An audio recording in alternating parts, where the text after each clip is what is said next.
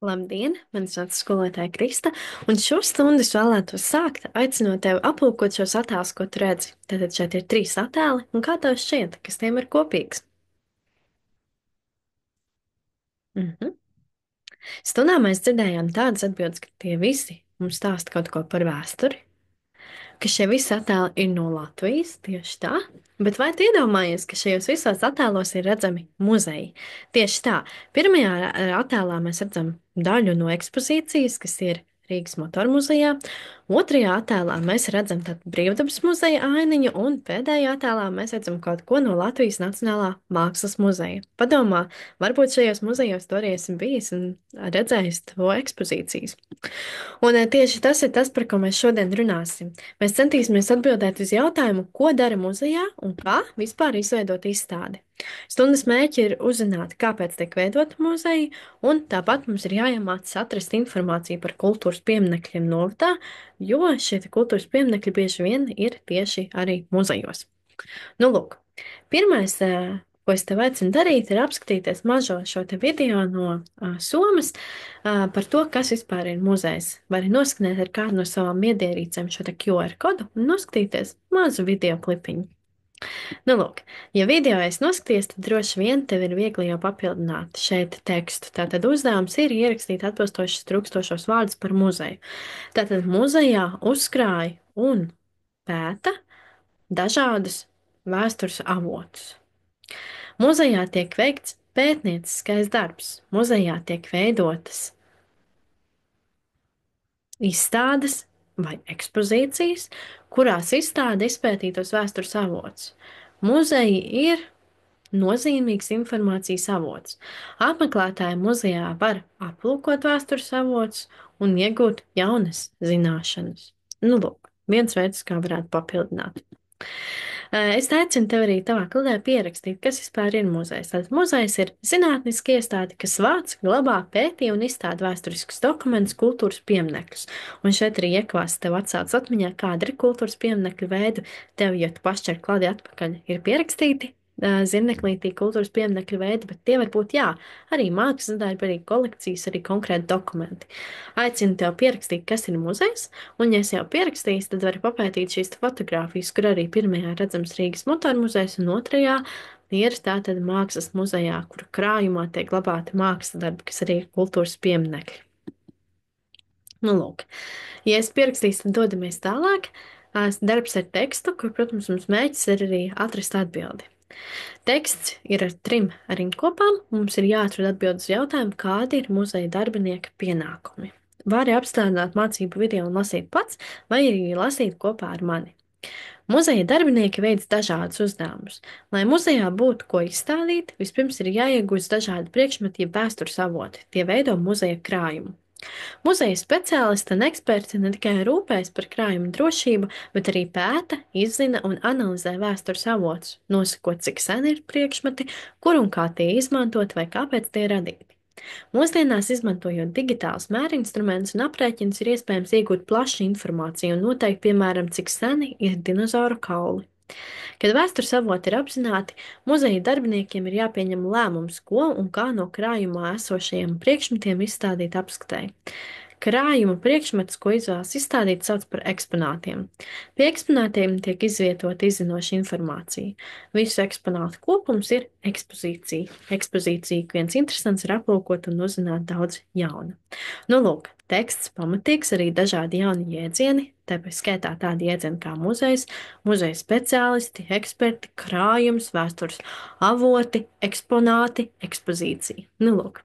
Vai tu tekstā pamanīji, kāda ir muzeja darbinieka pienākumi? Tātad muzeja darbiniekam pienākumi ir ļoti konkrēti. Tātad pirmām kārtām muzeja darbiniekiem ir jārūpējas par muzeja krājumu, tad visu vēstures avotu drošību, ir jāpēta vēstures avoti, ir jāiegūst par tiem informāciju, tāpat arī ir jāveido ekspozīcijas. Ja, tie 4 galvenie pienākumi. Varbūt tu zini vēl kādu. Šeit tāds mazs uzdevums, lai jau sāktu kustināt mūsu smadzenības par to, kāda tad var būt muzeja. Muzeja bieži vien atšķiras pēc tā, kādi tad ir tieši šie eksponāti, kas ir galvenais, kas muzejā tiek pētīts. Un šeit ir dažādi attēli, un tev ir jāmēģina atšķirt, ko tu pēti šajos muzejos. Nu, pirmajā attēlā, kur mēs redzam krūkas dažādas un māju, tas ir no etnogrāfiskā muzeja, tur tiek pētīta sadzīve, ja? Kad cilvēki kādreiz dzīvoja. Otrajā attēlā, kur mēs redzam kaut kādus ierīces, mašinērijas, tad tehnika tiek pētīta. Un pēdējā mēs redzam attēlu ar grāmatu, kur arī noteikti tiek pētīta grāmatu veidošana un rakstniecības vēsture. Nu, lūk. Kā tev šķiet, kuri no šiem eksponātiem varētu atbilst medicīnas vēstures muzeja specializācijai? Nu, A tās droši vien varētu būt, tur arī ir instrumenti, kas ir saistīti ar medicīnu. B tās arī varētu būt, kur kādreiz īpaši jau medicīnas darbība bija ļoti, ļoti cieši saistīta arī ar aptiekām. C attēls nē, D attēls varētu būt par medicīnu mūsdienās, E attēls nē, tur ir redzams gludeklis, F attēls nē, tur ir putnu izbāzenes, G attēls varētu būt par ķirurģiju, H attēls arī varētu būt par medicīnas automašīnām, un I attēls kauli arī bieži vien ir medicīnas vēstures muzeja ekspozīcijās. Es tev aicinu arī izmantot tīmekļa vietni Google un arī tur paskatīties Rīgas Stradiņu vēstures medicīnas muzeja katalogu, kas tur ir redzams. Tev varbūt arī pārsteigs, kāds ir redzams šajā medicīnas muzejā Rīgā. Nu, lūk, šeit, ja mēs iepriekš runājām stundā par Latviju, ir iespēja arī padomāt par pasauli. Varbūt tu esi bijis kādā no šiem muzejiem - Vatikāna muzejā, Ermitāžā vai varbūt Lielajā Luvrā. Mums ir jāatrod attēlam atbilstošais skaidrojums. Nu, tātad A. Vatikāna muzeja komplekss atrodas Vatikānā, kas ir pasaulē mazākā valsts teritorijas ziņā. Muzeja komplekss un valsts atrodas Romā, kas ir pilsēta Itālijā. Nu, A tas ir otrais attēls, kur mēs arī redzam šos gleznojumus sienu ar kristīgām ainām Vatikāna muzejā. Tālāk. Ermitāža ir valsts mākslas un kultūras muzejs Sanktpēterburgā, Krievijā. Tas ir viens no vecākajiem un lielākajiem muzejiem pasaulē. Tas ir trešais attēls. Es pati neesmu bijusi Ermitāžā, bet gribētu kādreiz arī to redzēt. C. Lielā Luvra ir apmeklētākais muzejs pasaulē. Tas atrodas Parīzē, Francijā. Te aplūkojams slavenais itāļu mākslinieka Leonardo da Vinci gleznotais sīvietnes portrets Mona Lisa. Nu jā, tas ir pirmajā attēlā. Nu lūk, varbūt arī jums, ja neesat tur bijuši, varbūt kādreiz dzīvē būs iespēja tur doties un arī iepazīt pasauli ar muzejiem, ko mēs bieži arī darām. Un, ja mēs visā stundā mēs pirmkārt esam runājuši, kas ir muzeji, kādi ir muzeja darbinieku pienākumi, tad ļoti svarīgi ir vispār padomāt, kāpēc mums ir patiesībā apkārt tik daudz dažādu muzeju, kāpēc tie ir nepieciešami. Es aicinu tev klādē iezīmēt domu karti, kāpēc nepieciešama muzeja ar 4 bultiņām.